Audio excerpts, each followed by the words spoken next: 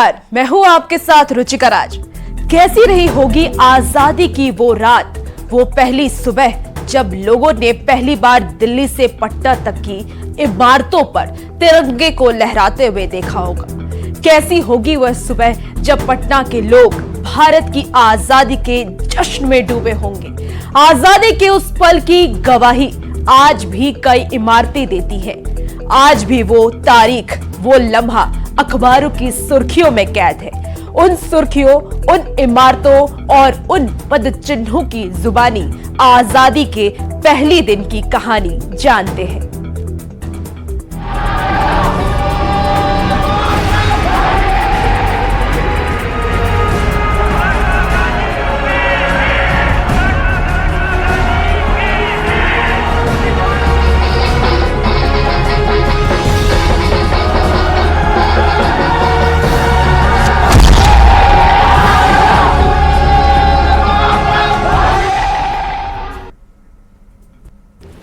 अगस्त 1947 ये तारीख इतिहास के सुनहरे पन्नों में दर्ज हो चुकी है। हर साल 15 अगस्त के दिन पूरा देश आजादी के जश्न में डूब जाता है। पटना से दिल्ली और कश्मीर से कन्याकुमारी तक चप्पा चप्पा तिरंगे के रंग में रंग जाता है। लोग अपने अपने तरीके से आजादी के जश्न को मनाते हैं।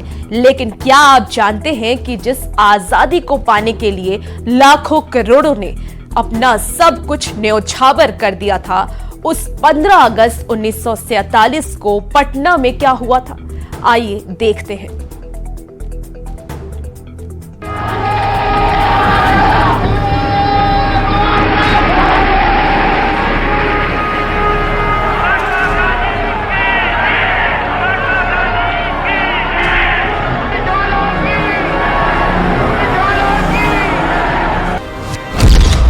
चौदह अगस्त 1947 रात के 12 बजे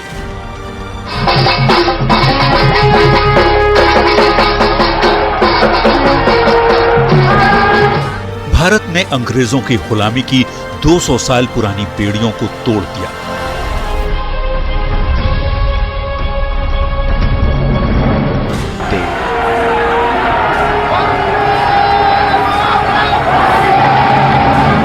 ठीक रात के 12 बजे पंडित नेहरू ने संसद भवन के सेंट्रल हॉल से देश को संबोधित किया। आज हमारी प्रतिज्ञा पूरी हो रही है। आज जब दुनिया सो रही है, भारत जागेगा और जागते हुए ही आजाद हो जाएगा। Long years ago, we made a tryst with destiny, and now the time comes when we shall redeem our pledge. 15 अगस्त 1947 की सुबह का सूरज हिंदुस्तान के लिए वो खुशियां लेकर आया था जिसके लिए लाखों करोड़ों लोगों ने अपना सर्वस्व न्योछावर कर दिया था।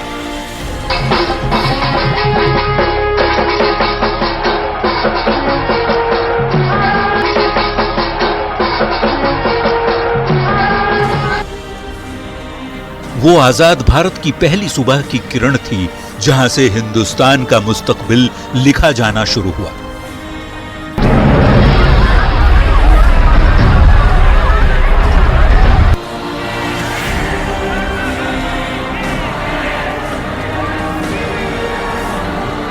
देश आजाद हो चुका था। लोग जश्न में डूबे हुए थे। ब्रिटिश हुकूमत का झंडा यूनियन जैक नीचे उतर चुका था और आजादी का प्रतीक तिरंगा शान से आसमान पर लहरा रहा था। लहराते तिरंगे के साथ भारत ने अंग्रेजों की गुलामी की बेड़ियों को तोड़ दिया।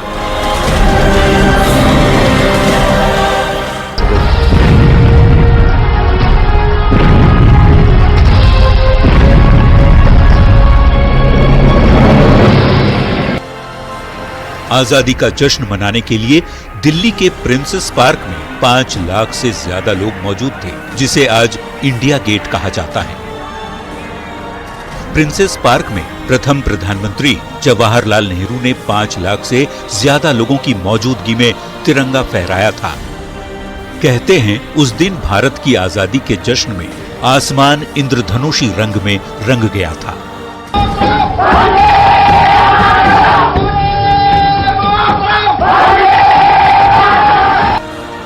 एक तरफ दिल्ली के प्रिंसेस पार्क में आजादी का सबसे बड़ा जश्न हो रहा था, तो दूसरी ओर बिहार में जश्न का मुख्य केंद्र बनी थी बिहार की राजधानी पटना।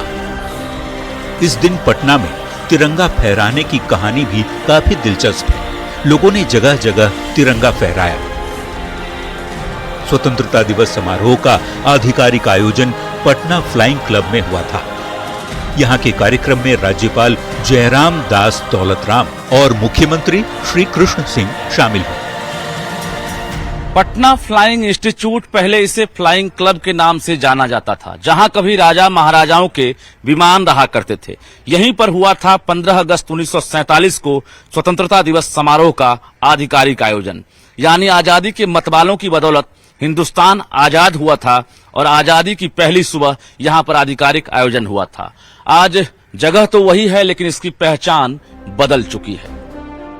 वैसे तो पटना में 14 अगस्त की रात से ही चौराहों पर शंख और मृदंग बजना शुरू हो गया था, जो सुबह 5 बजे तक बजता रहा। सुबह होते होते पूरा पटना तिरंगे से पट चुका था।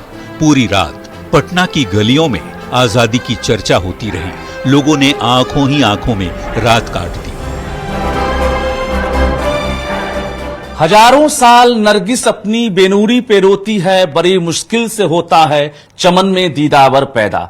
शहीदों की कुर्बानी और जश्न आजादी की कहानी आज भी दर्शक यानी जो पाठक हैं, पढ़ने के लिए सबसे पुरानी लाइब्रेरी सिन्हा लाइब्रेरी में पहुंचते हैं, क्योंकि यहां सबसे पुराना अखबार मौजूद है।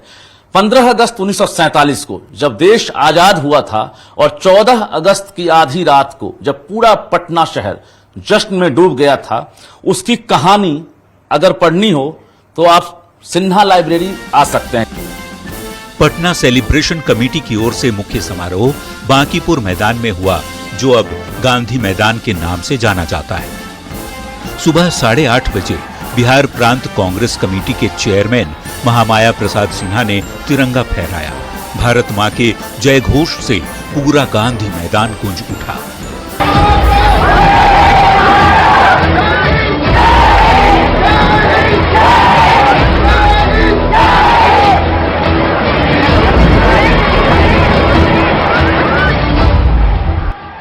दिन भर सांस्कृतिक कार्यक्रम होते रहे और शाम को जमकर आतिशबाजी हुई। पटना का गांधी मैदान, जिसे कभी बांकीपुर मैदान के नाम से जाना जाता था, पटना सेलिब्रेशन कमेटी की ओर से मुख्य समारोह बांकीपुर मैदान में ही हुआ था। गांधी मैदान में हुए समारोह में ऑल इंडिया कांग्रेस कमेटी के अध्यक्ष का संदेश पढ़कर सुनाया गया था। राज्यपाल जयराम दास दौलतराम और मुख्यमंत्री श्री कृष्ण सिंह भी शाम के कार्यक्रम में शामिल हुए थे और हजारों की संख्या में बिहार वासी भी कार्यक्रम के गवाह बने थे। नारा लगा था, सरफरोशी की तमन्ना अब हमारे दिल में है, देखना है जोर कितना बाजुए कातिल में। पटना सिटी को तब भी पटना के आर्थिक केंद्र के रूप में ही जाना जाता था। पटना के मंगल तालाब पर जमकर जश्न मनाया गया। व्यावसायिक प्रतिष्ठानों को सजाया गया था और व्यापारी जश्न में डूबे हुए थे। मंगल तालाब पर हुए समारोह में चौक थाना कांग्रेस अध्यक्ष जग्गीलाल ने झंडा फहराया था। पटना सिटी के इसी मंगल तालाब से हुआ था ये ऐलान, अंधेरे हार गए, जिंदाबाद हिंदुस्तान। यानी आजादी की घोषणा होते ही पूरा शहर जश्न में डूब गया। लोग सो नहीं पाए। सुबह होते ही शहर तिरंगे से पट गया और इसके साथ साथ यही मंगल तालाब है जहां पर मुख्य आयोजन किया गया था और इसके साथ साथ कांग्रेस के तत्कालीन अध्यक्ष जग्गीलाल ने झंडोत्तोलन किया था। यहां तक कि व्यावसायिक प्रतिष्ठानों में भी सजावट देखने को मिली। हर तरफ तिरंगे नजर आ रहे थे और इसके साथ साथ लोग भारत माता की जय का लगातार नारा लगा रहे थे। लोग ये भी कह रहे थे, सारे जहां से अच्छा हिंदोसिता हमारा, हम बुलबुले हैं इसकी, ये गुलसिता हमारा। और इसके बाद जश्न आजादी की लगातार 3 दिनों तक तस्वीरें देखने को मिली और 3 दिनों तक पूरा पटना लगातार जश्न में डूबा रहा। आजादी के आंदोलन में छात्रों ने बढ़ चढ़कर हिस्सा लिया था। लिहाजा देश को आजादी मिली तो साइंस कॉलेज में 3 दिनों तक जश्न मनाया जाता रहा। दुल्हन की तरह सजी साइंस कॉलेज की बिल्डिंग पर आचार्य बद्रीनाथ ने झंडा फहराया। 17 अगस्त को वीसी को झंडा भेंट करने के साथ ही समारोह समाप्त हुआ। भू वतन के शहीदों का रंग लाया है, उछल रहा है जमाने में नामे आजादी। गुलाम भारत को आजाद हुए 76 साल हो गए, लेकिन ना तो शहीदों की शहादत को भुलाया जा सकता है और ना ही जश्न आजादी की उस रात को हम भूल सकते हैं। पटना का साइंस कॉलेज, जहां पर जश्न आजादी को लेकर 3 दिनों तक लगातार समारोह का आयोजन होता रहा और यहां पर झंडोत्तोलन किया था आचार्य बद्रीनाथ ने, यानी साइंस कॉलेज के बिल्डिंग को भव्य तरीके से सजाया गया था। छात्रों की तरफ से सांस्कृतिक कार्यक्रम का आयोजन हुआ था और 17 अगस्त को वाइस चांसलर को झंडा भेंट करने के बाद कार्यक्रम की समाप्ति हुई थी और भारत माता की जय के नारे लगे थे। 15 अगस्त 1947 को बांकीपुर बालिका विद्यालय में सांस्कृतिक कार्यक्रम हुए। यहाँ ड्रिल के बाद वंदे मातरम का गान हुआ और डॉक्टर डीएन सेन ने तिरंगा फहराया। आजादी की घोषणा होते ही पटना के बांकीपुर गर्ल्स हाई स्कूल में छात्र छात्राओं ने भी जमकर आजादी का जश्न मनाया था। कहा जाता है कि ड्रिल के बाद वंदे मातरम का गान हुआ था, यहां तक कि राष्ट्रीय ध्वज भी फहराए गए थे। उसके बाद मिस बी देव ने छात्राओं को राष्ट्रीय झंडे का महत्व बताया था और यहां पर भी भारत माता की जय के नारे गूंजने लगे थे।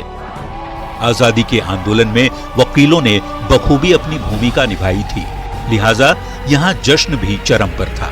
मुख्य न्यायाधीश ने सुबह 9 बजे झंडा फहराया, वंदे मातरम का गान हुआ और मौजूद लोगों को तिरंगे का महत्व समझाया गया।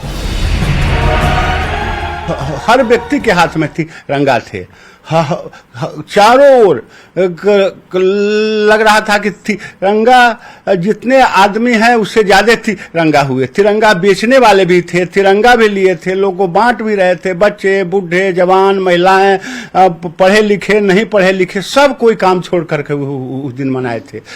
वैसी खुशी न उससे पहले पटना में हुई या न उसके बाद हुई।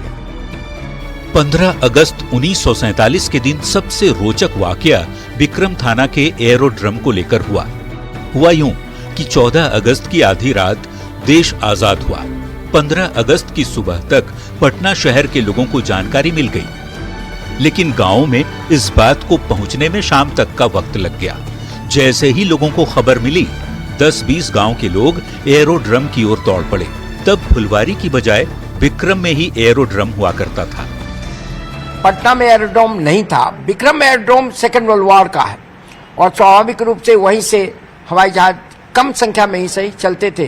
तो जब यह आज़ादी की घोषणा हुई तो जो अंग्रेज ऑफिसर्स थे जिनको सूचना मिली तो उन्होंने सोचा कि कहीं उन पर अटैक नहीं हो, इसलिए वो पहली फ्लाइट लेकर यहाँ से भागने लगे, गाड़ी से भागने लगे। आजादी का जश्न हो, ऐसे में भला भारत की आजाद धरती को अपने लहू से सींचने वाले वीर शहीदों को कौन भूल सकता है। 11 अगस्त 1942 को आजादी की खुशबू को बिखेरने वाले बिहार के 7 शहीदों ने हंसते हंसते अपने प्राण तिरंगे की खातिर न्योछावर कर दिया। 15 अगस्त 1947 को इन वीर शहीदों की शहादत को भी सलाम किया गया था। बिहार के राज्यपाल जयराम दास दौलतराम ने अखंड बिहार के तत्कालीन मुख्यमंत्री डॉक्टर श्री कृष्ण सिंह की उपस्थिति में 15 अगस्त 1947 को ही शहीद स्मारक की आधारशिला रखी थी। आजादी मिलने के बाद भारत छोड़ो आंदोलन में शहीद हुए बिहार के 7 सपूतों की आदमकद प्रतिमा का भी अनावरण किया गया था, जिसे शहीद स्मारक कहते हैं। लिख रहा हूं मैं अंजाम जिसका, कल आगाज आएगा, मेरे लहू का हर एक कतरा इनकलाब लाएगा। मैं रहूं या ना रहूं, पर ये वादा रहा आपसे, मेरे बाद वतन पर मरने वालों का सैलाब आएगा। यह कहते कहते अगस्त 1942 में सचिवालय पर झंडा फहराने के दौरान बिहार के ये 7 सपूत शहीद हो गए थे और इनकी शहादत के बाद आज पूरा देश फक्र कर रहा है और आज हम जश्न आजादी मना रहे हैं। बिहार के तत्कालीन राज्यपाल श्री जयराम दास दौलतराम ने इस शहीद स्मारक की नींव रखी थी और आज हम आजादी का एहसास कर रहे हैं, जश्न आजादी मना रहे हैं और इनकी शहादत को भी याद कर रहे हैं। शहीदों की चिताओं पर लगेंगे हर बरस मेले, वतन पे मरने वालों का बाकी यही निशान होगा। 1947 से आगे बढ़ते हुए देश 2024 तक पहुंच चुका है। हर साल 15 अगस्त को देश आजादी के जश्न में डूब जाता है, लेकिन वो पल बहुत खास थे जब एक मुल्क ने आजादी के पहले पल को महसूस किया। आजादी की वो रात अद्भुत थी और वो पहली सुबह अनमोल, जब लोगों ने पहली बार देश भर में तिरंगे को लहराते हुए देखा था। आज हम उस पल को बस महसूस कर सकते हैं। सोचिएगा तब कैसा नजारा रहा होगा जब लब आजाद हुए थे, जब भारत माता की जय बोलने पर रोक नहीं थी।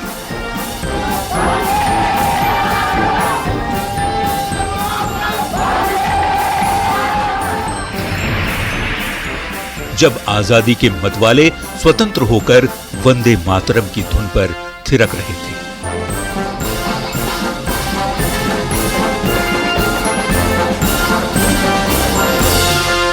और फिलहाल इस बुलेटिन में इतना ही। खबरों का सिलसिला न्यूज़ 18 बिहार झारखंड पर जारी रहेगा।